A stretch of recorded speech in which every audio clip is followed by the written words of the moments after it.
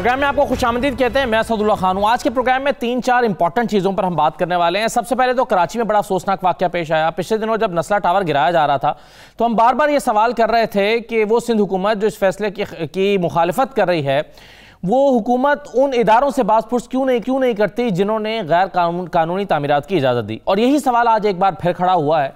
और सवाल ये है कि वो इदारे कौन से हैं कि जिन्होंने एक नाले के ऊपर 70 से ज़ायद 75 के करीब तामीरात की इजाज़त दी, और उसी का शाखसाना है कि 16 कीमती जानें आज ज़ाया हो गई। और आज सिंध हुकूमत के जो ताल्लुक़ रखने वाले अहम रहनुमा हैं सईद गनी साहब या नासिर हुसैन शाह साहब, उन्होंने मजम्मत की, बिलावल साहब ने भी मजम्मत की। लेकिन सवाल ये पैदा होता है कि जिम्मेदार ही अगर मजम्मत करने लगेगा तो एक्शन कौन लेगा? यानी जिन्होंने एक्शन लेना है, चीज़ों को सही करना है, वो मजम्मत से काम चला रहे हैं। तो प्रोग्राम में एक तो हम इस पर गुफ्तगू करेंगे, दूसरा बहुत सारी चीज़ें शहजाद अकबर साहब से पूछी जाने वाली हैं, क्योंकि एक चालान आया है FIA का, अदालत में जमा हुआ है, उस पर वो प्रेस कॉन्फ्रेंसेस कर रहे हैं। और शहजाद अकबर साहब को अता तारड़ साहब कह रहे हैं कि अब जब हमारी बारी आएगी तो हम आपको भागने नहीं देंगे, ECL में नाम डालेंगे। कई चीज़ें ऐसी हैं जो इस केस के हवाले से, ये जो तहकीकात हुई हैं, जो कहानियाँ शहजाद अकबर साहब हमें अपनी प्रेस कॉन्फ्रेंसेस में सुना रहे हैं, या जो फैक्ट्स हमारे सामने रख रहे हैं, उन चीज़ों पर आज हम शहजाद अकबर साहब से गुफ्तगू करेंगे। और फिर प्रोग्राम के अगले हिस्से में हम जाएंगे तो देखेंगे कि बहुत ही अहम इजलास OIC वज़ारा ख़ारिजा का शुरू हो रहा है इस्लामाबाद में कल से, जिसमें 400 से ज़ायद मंदूबीन ने अब तक खुद को रजिस्टर कर लिया है।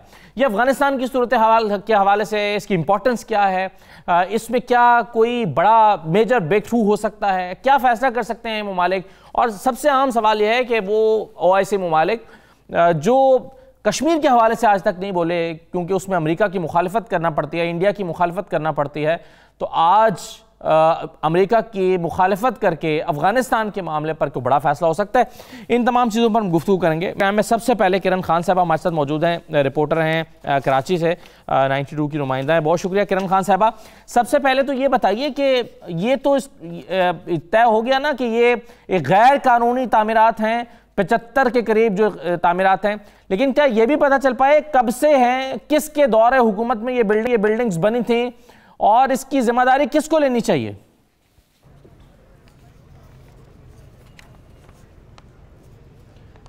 जी बिल्कुल, ज़िम्मेदारी लेने के लिए यहाँ पर कोई तैयार नहीं है। जो सिंध गवर्नमेंट है या KMC है, वो कहते हैं कि ये उनके डोमेन में नहीं आता, ये साइट लिमिटेड के डोमेन में ये नाला जो है आता है।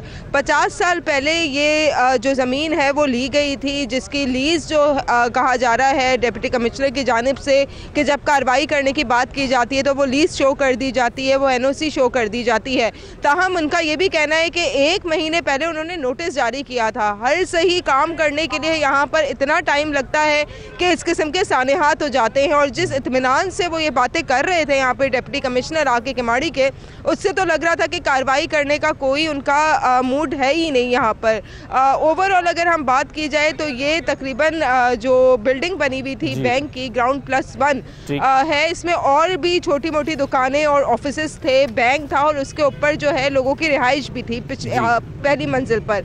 उसके बाद अचानक से इतना बड़ा एक धमाका होता है, जो इब्तिदाई तौर पर कहा जा रहा है जो गैस भरी है नाले के अंदर, उसकी वजह से धमाका हुआ कि पूरा नाला जो है वो बैठ गया है। 1 महीना पहले नोटिस दिया गया था, ये नोटिस गालिबन दिया गया था इसको खाली करने के लिए ताकि सफाई की जा सके, इसको मुनहदिम करने का नोटिस नहीं दिया गया था। ये नहीं कहा गया था खाली करें, ये गैर कानूनी है, हम इसको मुनहदिम करेंगे, बल्कि कहा गया था, शायद अगर मैं सही कह रहा हूँ तो जरा इसकी तस्दीक कर दीजिएगा, कि आप कुछ देर के लिए खाली कर दें, उसको सफाई करना चाहते हैं, और वो भी नहीं हुआ।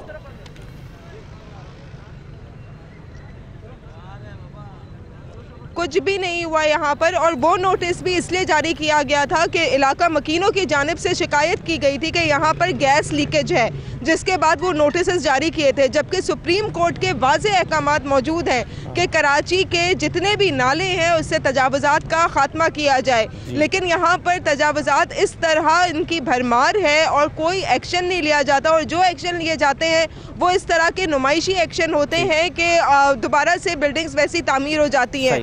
यहाँ पर जो हम देख रहे हैं, जिस तरह तबाहकारी हमें यहाँ पर नजर आ रही है, इतना बड़ा ये धमाका था, जितनी अमवात यहाँ पर हुई हैं, लेकिन जिम्मेदारी लेने के लिए कोई भी इदारा इस वक्त जो है हमें नजर नहीं आ रहा कि वो जिम्मेदारी लेना। लोगों ने सुप्रीम कोर्ट के अहकामात पर अमल करना है, गैर कानूनी तामीरात करना है, वो लोग आज आकर यहाँ पर मजम्मतें कर रहे हैं, न जाने मजम्मत खुद की कर रहे हैं, किसी और की कर रहे हैं। बहरहाल बहुत शुक्रिया आपका किरण साहबा। मैं मेरे साथ शहजाद अकबर साहब मौजूद हैं, मुशीर दाखिला और एहतसाब। बहुत शुक्रिया शहजाद अकबर साहब। सर सबसे पहले तो ये बताइए, हम आपकी प्रेस कॉन्फ्रेंसेस देख रहे हैं, चालान की 64 सफ़हात का डॉक्यूमेंट मेरे हाथ में है। ये जो चालान है इसमें जो फैक्ट्स हमारे सामने हैं, जो चीज़ें सामने आई हैं मनी लॉन्ड्रिंग के हवाले से, इसमें और नैब के केस में क्या फ़र्क है? क्योंकि शहबाज शरीफ साहब तकरीबन हर पेशी में ये कहते हैं कि जज साहब ये तो रेप्लिका है नैब के केस का और वही चीज़ें दोबारा उठाकर डाल दी हैं इन्होंने। क्या ये रेप्लिका है शहजाद अकबर साहब? साहब देखिए, रेप्लिका तो इस हद तक जरूर है कि दोनों में मुल्ज़िम सेम है और तरीका वारदात तकरीबन सेम है, लेकिन दोनों के अंदर ट्रांजैक्शन डिफरेंट है और जो इसके अंदर पैसा है वो भी डिफरेंट है।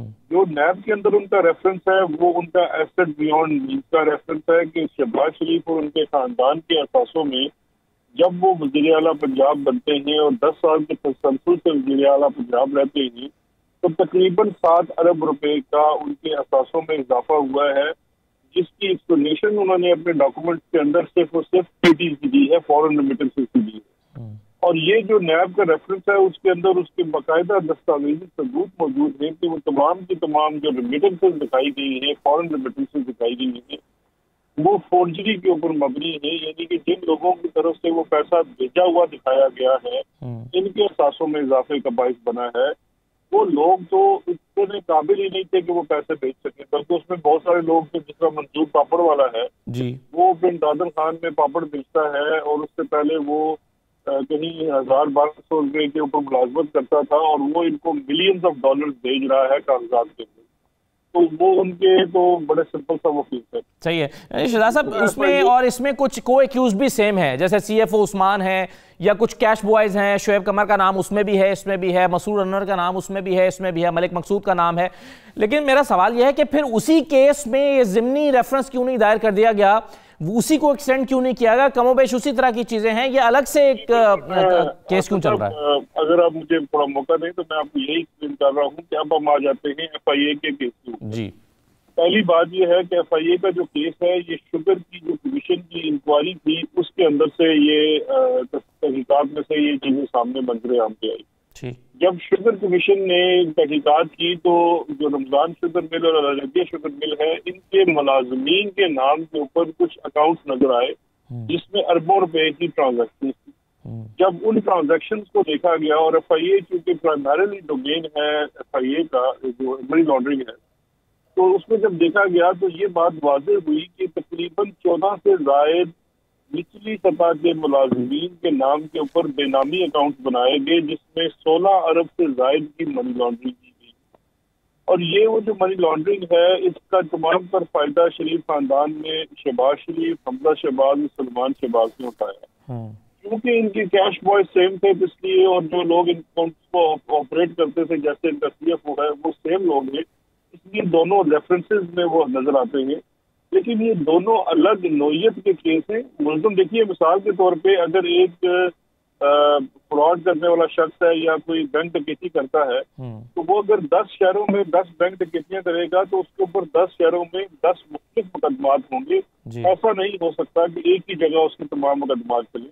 इसी तरह से ये जो मनी लॉन्ड्रिंग के केसेस हैं इनके ऊपर जो नैब के पास केसेस हैं उसके अंदर जो फैक्ट्स हैं वो थोड़े से डिफरेंट हैं।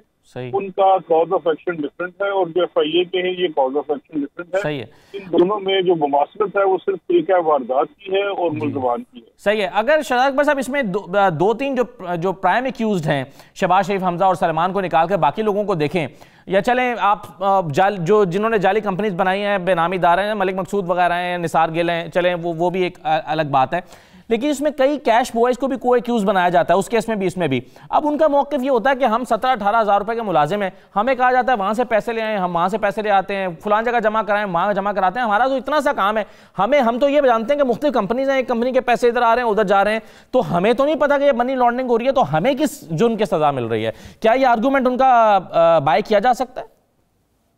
देखिए, ये इस आर्ग्यूमेंट के ऊपर तो फैसला अदालतों ने करना है, लेकिन जहां तक के ये जो ना सिर्फ के जो कैश बॉयज हैं बल्कि जो जिन लोगों के नामों पे अकाउंट्स खोले गए हैं वो भी प्रेशर के अंदर उनके नामों पे अकाउंट खोले गए थे। क्योंकि शरीफ खानदान का जो ये शरीफ ग्रुप है, स्पेशली शहबाज शरीफ साहब वाला, इसके अंदर तो ये एक लाजुम सी बात थी कि अगर एक बंदा 20,000 25,000 पे मुलाजिम था और अगर वो इनकारी होता था अपने आइडेंटिटी को इस्तेमाल करने की इजाजत देने से, तो उसे नौकरी से निकालने का दिया जाता था। तो इसके तहत वो अकाउंट भी खोल लेते थे। लेकिन कानून की नजर में ये डिफेंस नहीं है कि आप, अब मिसाल के तौर पे हम मसरूर अनवर को ले लेते हैं।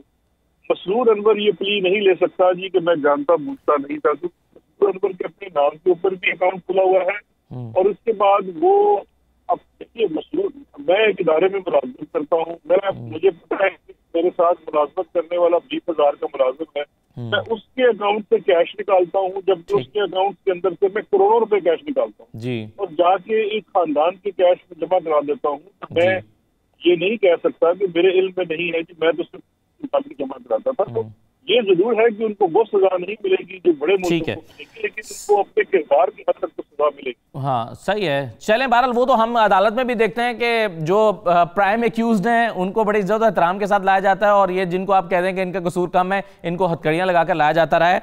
ये खैर ये पुलिस की सवाबदीद है, शायद यही कहा जा सकता है। मुझे सर एक और चीज़ बताइए, मेरे हाथ में जो ये जो हैं गवाहान की फहरिस्त है, इसमें 64 लोग तो सिर्फ वो हैं जो बेनामीदारों के साथ ट्रांजैक्शंस करते रहे। अब मुझे एक तो ये बता दीजिए सर कि क्या ये लोग 64 लोग और इसके अलावा भी हैं, क्या ये इनके नाम और अकाउंट इस्तेमाल हुए हैं, इनको पता नहीं है, या ये लोग इसमें शामिल रहे हैं क्योंकि इनको गवाहान में शामिल किया गया है?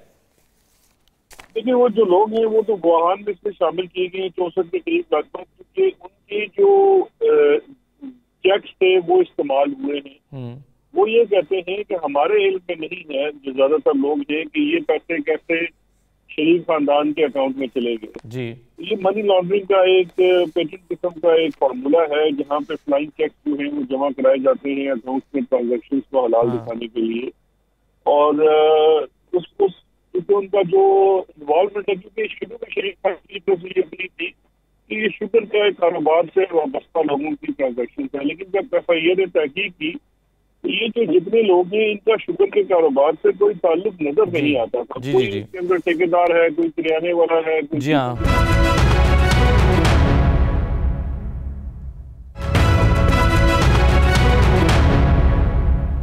एक चीज मुझे शहजाद साहब ये बताइए कि इसमें 100 के करीब गवाहान है, और जो मनी लॉन्ड्रिंग का केस देखते हैं उसमें 110 गवाहान और 2.5-3 साल में सिर्फ 10 की जरा हुई थी। और अब नुसरत शहबाज जब उन पर फर्द जुर्म आयद हुई है तो इसके बाद वो दोबारा से उन 10 की भी दोबारा होगी। मेरा सवाल ये है कि क्या 100 गवाहान को शामिल करना फहरिस्त में ये ताखीर की, ट्रायल में ताखीर की एक बहुत बड़ी वजह नहीं है? इसमें आप नहीं समझते कि 10-15 जो सही गवाहान हैं वो होने चाहिए? इतने लंबे लंबे जब गवाहान भर दिए जाते हैं फिर ये आते नहीं हैं, जब आते हैं तो फिर कुछ वकील छुट्टी पर होता है। हम देखते हैं 2.5 साल में 3 साल में 10 गवाह हुए सारे। देखिए असद साहब, हम सब की ख्वाहिश है कि ये मुकदमा जल्द से जल्द अपने मंतकी अंजाम को पहुंचे, लेकिन हमारे कानून की कुछ रिक्वायरमेंट्स हैं, जिसमें कानून शहादत की रिक्वायरमेंट ये है कि हर जो, देखिए एक जब क्राइम को आप कोई फाका खींचते हैं तो उसके अंदर मौजूद तमाम अवामिल आपको अदालत के सामने रखने पड़ते हैं, आप पिक एंड चूज नहीं कर सकते। इसी तरह से गवाहों के अंदर पिक एंड चूज नहीं कर सकते। ये जरूर है कि प्रोसिक्यूशन अपनी स्ट्रेटजी बनाती है, और जब ये समझती है कि मिसाल के तौर पे अगर 50 गवाहों ने या 10 गवाहों ने आके एक जैसा ही बयान देना है तो वो लिस्ट जरूर करते हैं 10 गवाहों को या 50 गवाहों को, लेकिन उनमें से एक खास नंबर गवाह को पूरी तरह से पेश करने के बाद बाकी गवाहान को गिव अप किया जा सकता है। तो ये बिल्कुल स्वाभाविक होती है। सही है। वो ट्रायल के अंदर जब प्रोसिक्यूशन, आप ऐसे क्या समझते हैं कि ताखीर, जो ट्रायल में ताखीर है उस या केस के मंतकी अंजाम तक पहुंचने की सबसे बड़ी रुकावट क्या है मनी लॉन्ड्रिंग के केस में? देखिए सबसे बड़ी रुकावट तो मैं समझता हूँ इसके अंदर जो मुल्ज़मान है वो सबसे बड़ी रुकावट डालते हैं। वो तो डालेंगे सर, रुकावट डालते हैं, लेकिन उसके साथ साथ हमारा जो निज़ाम इंसाफ है, अदालती निज़ाम है, उसके अंदर जो जनरल डिलेज है वो भी उसकी कॉज बनती है। आप ये हम अगर इन केसेस से हटकर बाकी केसेस के अंदर भी देखिए तो बहुत सारे जो मुकदमात हैं सारे, मुझे नहीं नजर आता कोई तो इसकी जिम्मेदार किस हद तक हुकूमत भी है सर, जिसने जुडिशल रिफॉर्म्स लानी होती हैं? ये मामला साहब जुडिशल रिफॉर्म से ज्यादा जो है वो जुडिशल एडमिनिस्ट्रेशन का है। एडमिनिस्ट्रेशन से मुराद ये है कि जब स्पेशल कोर्ट्स बनाई जाती हैं अदालत, देखिए हुकूमत ने क्या रिफॉर्म कर दी है, हुकूमत ये रिफॉर्म करेगी, कानून बनाएगी या अदालतें ज्यादा कर देगी। तो कानून के अंदर तो आगे लिखा हुआ है डे टू डे ट्रायल है। तो मेरा सवाल ये है कि फिर अदालतें डे टू डे ट्रायल क्यों नहीं करती? और जो स्पेशल कोर्ट है उनके पास कॉस्ट लिस्ट भी कम होती है। अगर आप एक जनरल अदालत में चले जाए वहां पे एक बड़ा लंबा सिलसिला होता है, लेकिन स्पेशल कोर्ट तो बनाई इसीलिए जाती है कि वो सिर्फ एक नौयत के केसेस करेंगी। तो उन नौयत के केसेस के ऊपर भी मैं समझता हूँ कि जो अदालती एडमिनिस्ट्रेशन का इंतजाम है सही है, उसके अंदर हुकूमत 10 मिनट की समाअत और काम खत्म। जी सही है। अच्छा एक चीज और मुझे शहजाद साहब ये बताइए कि हमजा शहबाज ने अभी एक बरियत की दरखास्त दायर की है रमज़ान शुगर मिल में, जो उनका गंदे नाले वाला रेफरेंस चल रहा है। उसमें वो कहते हैं कि जो नया नैब ऑर्डिनेंस आया है उसके मुताबिक अगर कोई ऐसा फैसला हुआ है जिसकी काबीना से मंजूरी ली गई है, पार्लियामेंट ने, असम्बली ने पास किया है, बजट में वो शामिल किया गया है, तरक्याती फंड का वो हिस्सा बना है, तो उसको वो नैब नहीं पूछ सकती और नैब के दायरे इख्तियार में वो नहीं आता। तो नए नैब ऑर्डिनेंस आप अभी भी समझते हैं कि सही डॉक्यूमेंट है और इसकी ये जो शिकें हैं, क्योंकि इससे जरदारी साहब भी बरियत की दरखास्त डाल चुके हैं, अब शाह हमजा ने भी डाल दी है। ये दो चीजें हैं। हम कानून जब बनाया जाता है तो वो शख्सियात से बाहर का होता है। कानून में अमेंडमेंट लाने की जो वजह थी वो ये थी कि ऐसे तमाम केसेस जहां पे सिर्फ मिस यूज ऑफ पावर या मिस यूज ऑफ अथॉरिटी को किसी भी खेती के अंदर या प्रोजेक्ट के अंदर नुकसान होने से हम अखज़ कर लें, वो मुनासिब बात नहीं है कि उसके ऊपर लोगों को, उसमें तो फिर आपकी फैसला साजी का वो तमाम अमल जाएगा। लेकिन देखिए कानून में जो आई है, तरमीम आई है, वो ये कहती है कि मिस यूज ऑफ अथॉरिटी के ऊपर आप तब क्वेश्चन कर सकते हैं जब आप उसका कोई बेनिफिट भी जिसने मिस यूज किया है उसको दिखाएंगे।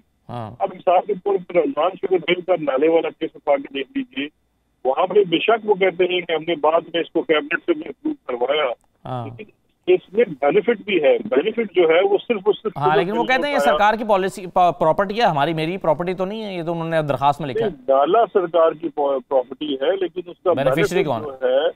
बेनिफिशियरी जो है, देखिए एक नाला बनता है सिर्फ और सिर्फ एक शुगर मिल को फायदा पहुंचाने के लिए। शुगर मिल का मालिक कौन है? चीफ मिनिस्टर है। फैसला कौन करता है? चीफ मिनिस्टर करता है। ये केस तो अब अदालत में दरखास्त दी है तो अदालत ने इसके ऊपर फैसला करना है। Right sir. शहजाद साहब दो सवाल जल्दी में आपसे, फिर मुझे ब्रेक पर जाना है। एक तो अगला सवाल जो है वो मैं नहीं आपसे पूछना चाहता, शहबाज शरीफ साहब पूछना चाहता हूँ। मैं आपको सुनवाता हूँ वो क्या आपसे चाहते हैं, जरा ये सुन लीजिए फिर उसका जवाब दीजिएगा। ये हुकूमत, इन्होंने लोन कमीशन बनाया था रात के 12 बजे, एज इफ के खुदा ना खास्ता कोई जंग का समा बन गया, जिसमें फेडरल एजेंसीज भी उसमें शामिल की गई, मगर आज तक उसकी रिपोर्ट नहीं आई। क्यों नहीं आई? इसलिए कि अल्हम्दुलिल्लाह वो हमारे अदवार में नवाज शरीफ की लीडरशिप में एक धेले की उन लोन्स में कहीं फजिंग या वहां पर करप्शन को नहीं मिली। अगर मिलती तो रात के 12 बजे फिर कौम को दोबारा उठा के बताते। वो अपना बिल्कुल वो बस्ते बंद पड़े हैं। क्या हुआ सर इस लोन कमीशन का? देखिए ये जो मैं तो इनको अक्सर मजाक में चाचू भी कह देता हूँ, जो चाचू शहबाज हैं ड्रामाबाजी के बड़े माहिर थे। रात के अंधेरे में कौन सा कमीशन बना था? एक कमीशन चले दिन में बना था सर। फिर भी उसने क्या किया? उसकी इनिशियल रिपोर्ट्स भी आई हैं और उन रिपोर्ट्स के ऊपर मजीद कुछ क्लैरिफिकेशन जो सवालात के साथ उनको भेजा गया है और उसके ऊपर काम कर रहे हैं। अगर शहबाज शरीफ साहब ये कह रहे हैं कि मेरे अदवार में डेले की करप्शन की साबित की, इनको कन्विंस करना हमारा काम नहीं है। इनके भाई साहब कन्विक्ट हो चुके हैं अदालत। चलें सर, लेकिन मुझे लगता है कि जब तक ये ट्रायल कंक्लूड होना है तब तक शायद आपकी हुकूमत ना रहे, या 2023 क्रॉस कर चुका हो, उसके बाद पता नहीं किसकी हुकूमत आती है। लेकिन उसके बाद क्या होगा, ये तारड़ साहब आपको वार्न कर रहे हैं, मैं आपको सुनवाना चाहता हूँ। आपके लिए एक पैगाम दिया, जरा सुन लीजिए उन्होंने क्या कहा है। शहजाद अकबर जैसे वो लोग जो कि दे लाई थ्रू द टीथ, उनको पता भी होता है जो वो कह रहे हैं गलत है। आज तक नहीं पता प्रोसीड ऑफ क्राइम के, आज तक नहीं पता कि किस जुर्म की वजह से ये मुकदमात कायम है। शहजाद अकबर साहब आपको भागने तो नहीं देंगे, केसेस आप पे हम बनाएंगे और आपका नाम ईसीएल में भी डालेंगे। तो इसके लिए आपको इसी हुकूमत के अंदर भागना होगा सर, वरना आपको भागने नहीं दिया जाएगा। असद साहब देखिए, ये मैं इनकी अकल पे हैरान होता हूँ। मैं आज से पहले भी 45 साल से पाकिस्तान में रह रहा हूँ और आगे जितनी इंशाल्लाह जिंदगी होगी पाकिस्तान में रहूंगा। ये बड़ी पुरानी इनकी तरीका वारदात है और ये जो तारड़ साहब है ये तो कोई बदमाश इंसान है। अगर आप हर इलेक्शन के अंदर देख लें तो अल्लाह के फजल से उनके ऊपर FIR कटी हुई है। अभी खाने वाले इलेक्शन के ऊपर तो पीपल्स पार्टी ने उनके ऊपर FIR कटवाई क्योंकि उनके मकसद के ऊपर कुछ मुंडे लेके इन्होंने हल्ला किया। मैं यहाँ मौजूद हूँ। चलें, बहुत शुक्रिया शहजाद अकबर साहब प्रोग्राम में शिरकत करने के लिए। एक छुट्टी लेते हैं, ब्रेक के बाद वापस आते हैं। OIC का वज़ीर ख़ारजा का बड़ा ही अहम इजलास हो रहा है, इस पर बात करेंगे ब्रेक के बाद।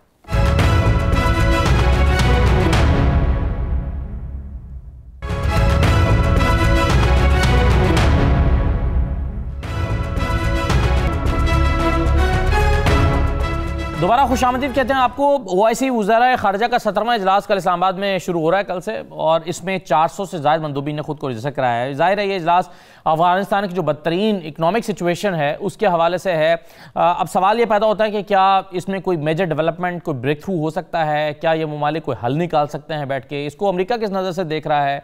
इसमें इस्लामी ममालिक के अलावा कौन कौन से ममालिक शरीक हुए हैं और उसकी क्या अहमियत है? तो इन तमाम चीज़ों पर हम बात करेंगे। मेरे साथ एजाज चौधरी साहब मौजूद हैं, साबिक सेक्रेटरी खारजा हैं। बहुत शुक्रिया एजाज चौधरी साहब। और जनरल रिटायर्ड अब्दुल कयूम साहब हमारे साथ मौजूद हैं, मुस्लिम लीग नून के रहनुमा हैं, सीनियर तज्ज़ाकार भी हैं, कमेंटेटर हैं, एक तरह से इस सारी सिचुएशन पर गहरी नज़र रखते हैं। और अली मोहम्मद खान साहब वज़ीर मुमलिकत हमें ज्वाइन कर रहे हैं। मैं सबसे पहले एजाज चौधरी साहब, आप क्या अहमियत देखते हैं इस इजलास की, और क्या आप किसी बड़े ब्रेक थ्रू की तवक्को कर रहे हैं कि कुछ किसी नतीजे पर पहुंचेंगे, कोई हिकमत अमली बना सकेंगे अफगानिस्तान के हवाले से?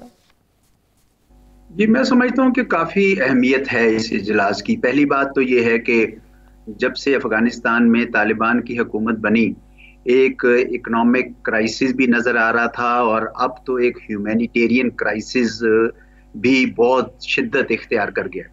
अब ऐसे में हम कभी कहते हैं कि अमेरिका किरदार अदा करे, यूरोप करे, खित्ते के तमाम ममालिक करें, तो ऐसे में ये बिल्कुल ज़रूरी था कि मुसलमान दुनिया भी अपना हिस्सा उसमें डाले और बढ़ चढ़ कर आए। और इसमें सऊदी अरेबिया ने अच्छा किया कि उन्होंने ये तजवीज़ दी, और पाकिस्तान को शाबाश है कि पाकिस्तान इसकी मेज़बानी कर रहा है। अब क्या इसकी अहमियत है? मेरे ख्याल में अहमियत ये है इसकी कि दुनिया की तवज्जो इस तरफ जा रही है कि ये एक ऐसा क्राइसिस है। आप सियासत को छोड़ दें, आप तालिबान को रिकॉग्नाइज करते हैं या नहीं करते हैं, तालिबान आगे अपना काम करते हैं या नहीं करते हैं, आम अफगान जो 38 मिलियन है, 3 करोड़ 80 लाख अफगान हैं, वो भूख से, सर्दी से, बहुत बड़े बड़े मसाइल से का शिकार है। UNDP कहता है कि 97% सतह गुर्बत से नीचे गिर गए। अब ऐसे में कोई रास्ता तो निकालना होगा। असल मसला ये है कि वहां पे हैं सैंक्शंस की वजह से कोई बैंक काम नहीं कर रहा। बैंक जो है वो सारे डरते हैं। अब अमेरिका ने फंड्स रोक दिए तो उसके बाद से बैंक और भी ज्यादा मोहतात हो गए। बैनुल-अक़वामी तौर पर जो अक़वाम मुत्तहिदा की एजेंसी है, वर्ल्ड फूड प्रोग्राम वगैरह, वो तक अपने पैसे जो है वो हवाला से मंगवा रही हैं। तो ये बड़ी गंभीर सूरत हाल है। ऐसे में ये इजलास जो है वो इसलिए अहम है, इनको कोई ना कोई रास्ता निकालना पड़ेगा। एक तो मैंने सुना है कि ट्रस्ट फंड की बात हो रही है जी। मैंने सुना है कि स्पेशल पर्पस व्हीकल बनाना चाह रहे हैं ताकि कोई ऐसा तरीका ढूंढा जाए कि ये जितने अमीर मुल्क हैं OIC के, और उनमें से खासे सरवतमंद मुल्क हैं, वो अगर पैसे दें तो उन तक पहुंचाए कैसे जाए जी। तो ये इनको सर जोड़ना पड़ेगा कि इस ट्रस्ट फंड को फिर आगे ऑपरेट कैसे किया। मगर इस सारे सूरत हाल को अगर जहां पर अमेरिका की एक पॉलिसी है और ये ममालिक या इनमें से कुछ ममालिक कुछ दूसरी तरह से सोच रहे हैं, तो ये कल का जो इजलास होने जा रहा है इसको अमेरिका किस नजर से देख रहा होगा एजाज साहब? मेरे ख्याल में अमेरिका के अंदर भी दबाव बढ़ रहा है, क्योंकि कांग्रेसमैन इतने सारे हैं, उन्होंने खत लिखे हैं 27 या कितने। इसके अलावा बहुत सारे थॉट लीडर्स हैं, बड़े बड़े नामी नाम हैं जिन लोगों ने अटलांटिक काउंसिल में मुश्तरका एक मकाला छापा है। मेरे ख्याल में ये बड़ा ही जरूरी होता जा रहा है अमेरिका को इस बात। अब मैंने सुना है कि कुछ थोड़ी सी उन्होंने ह्यूमैनिटेरियन असिस्टेंस की राहें खोली हैं, कुछ वर्ल्ड बैंक को भी इजाजत दी है, पर ये काफी नहीं होगा। जो सबसे अहम मसला है अब्दुल्ला साहब मेरे ख्याल में वो ये है कि हम अक़वाम मुत्तहिदा की जो सैंक्शंस है रिजीम, उससे एग्जेम्पशन का रास्ता ये मुसलमान मुल्क जो है ना वो डिमांड करें, ताकि सारे P5 वहां पे बैठे एक सैंक्शन निकाले, और एक सैंक्शंस की एक एग्जेम्पशन अगर मिल जाए तो ये सारे बैंक काम करना शुरू हो जाएंगे एकदम से। आप देखेंगे, देखिए प्लेजेस तो पहले से बहुत हो चुकी है, $1.7 बिलियन की प्लेजेस हो चुकी हैं ह्यूमैनिटेरियन असिस्टेंस की। पैसा पहुंचेगा कैसे? तो ज्यादा जोर मेरे ख्याल में इस बात बिल्कुल सही है। और सर अगर ये ना हुआ तो शाह महमूद कुरैशी साहब बता रहे हैं कि इकोनॉमिक माइग्रेंट्स की एक बहुत बड़ी एक यलगार होगी यूरोपियन कंट्रीज पर और अमेरिका पर और दूसरे ममालिक पर। तो ये सिर्फ जो बहरान है ये इस खत्ते तक महदूद नहीं रहेगा बल्कि आगे बढ़ेगा। शाह महमूद कुरैशी साहब ने कैसे वार्न किया है दुनिया को, जरा ये भी देख लीजिए।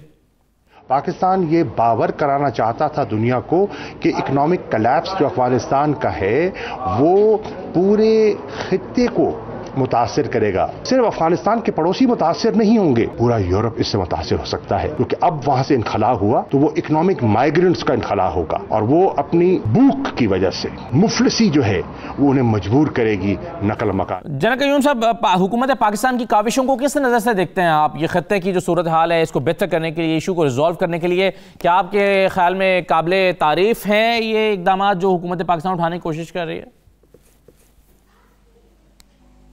या देखिए, ये एक अच्छा इनिशिएटिव है बुनियादी तौर पे सऊदी अरेबिया का, और ऑफ कोर्स पाकिस्तान जो किरदार अदा कर रहा है ये काबिल तारीफ है। पाकिस्तान की हुकूमत का ये स्टेप जो है ये बड़ा अच्छा है, बिकॉज इसलिए कि हम अफेक्टेड हैं और अफगानिस्तान जो एक लैंड लॉक्ड है वो डिपेंडेंट है पाकिस्तान के ऊपर, और उसकी खुशहाली से पाकिस्तान के अंदर अमन आता है और उसकी बदहाली से पाकिस्तान के अंदर जो है टर्माइल क्रिएट होता है। फिर रिफ्यूजीज का इशू है।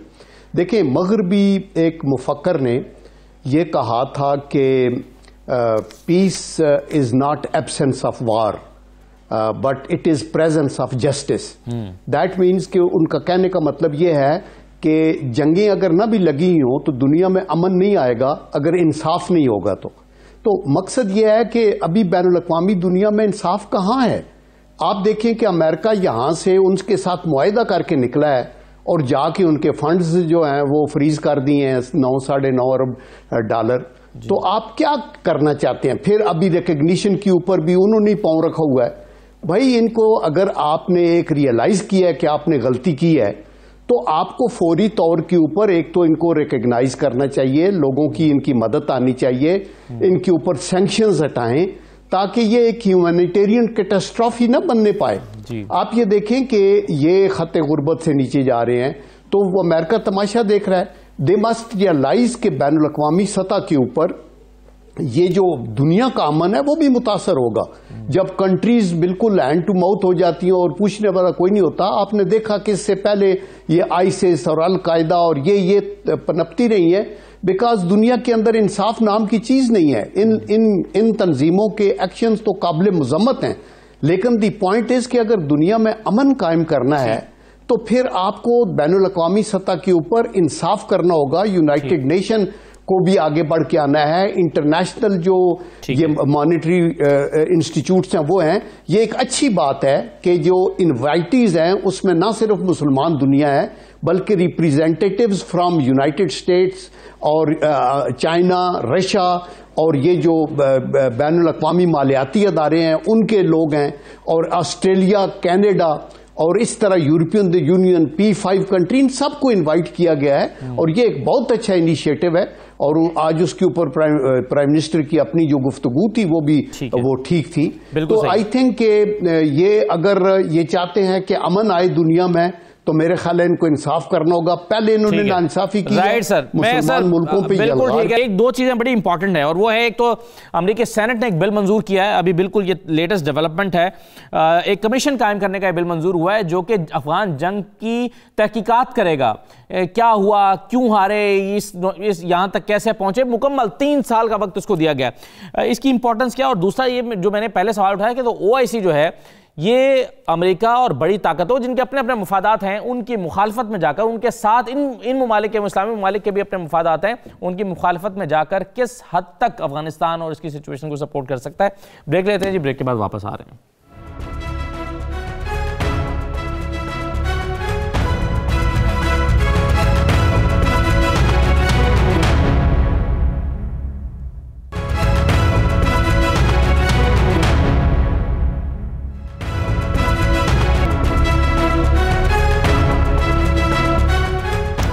ब्रेक के बाद दोबारा आपको खुशामद कहते हैं। प्राइम मिनिस्टर इमरान खान ने एक बात दोहरा के कही है, कल के इंटरव्यू में भी कही है, कुछ दिन पहले इस्लामाबाद में एक तकरीब में भी कही है, उससे पहले भी कह चुके हैं कि मसला अफगानिस्तान में इंसानों का है और करोड़ों इंसान इस वक्त ज़िंदगी मौत की कश्मकश में जा सकते हैं भूख की वजह से, सर्दी की वजह से, अगर उनको इमदाद नहीं पहुंचती तो। प्राइम मिनिस्टर इमरान खान इससे पहले OIC से भी शिकवा कर चुके हैं कश्मीर के पर्सपेक्टिव में, यूनाइटेड नेशन से भी शिकवा कर चुके हैं। आपके ख्याल में वो OIC जिसने कश्मीर के हवाले से कभी बात नहीं की, वो अफगानिस्तान के हवाले से अमेरिका की मुखालफत मोल लेकर किस हद तक जा सकते हैं? जनरल कयूम साहब, आप कैसे जवाब देंगे इस बात का? देखिए, मसला आप बिल्कुल, आपका सब बड़ा अच्छा क्वेश्चन है और ये बिल्कुल यही ऑब्जर्वेशन है कि अभी अफगानिस्तान में भी आए हैं तो आके या तो इनकी एग्रीकल्चर इंडस्ट्री को मजबूत करते, वो इनको हाई एंड ड्राई छोड़ के गए हैं और ये बिल्कुल एड बेस्ड जो थी आर्टिफिशियल इकोनॉमी थी अफगानिस्तान की कि वो निकलते गए हैं तो वो उस बैलून से जो है वो बस्ट हो गया है और वहां कुछ भी नहीं है। और जब आप बाहर निकल के गए हैं तो आपको पता है ये गरीब लैंडलॉक्ड कंट्री है, जैसे प्राइम मिनिस्टर ने कहा, ह्यूमैनिटेरियन इशू है। आप यूनाइटेड नेशन की बात करें कि उनके ऑब्जेक्टिव्स में है कि आप ह्यूमन राइट्स का तहफ़्फ़ुज़ करेंगे। इससे बड़ा ह्यूमन राइट क्या हो सकता है कि आपका सर्वाइवल एट स्टेक है।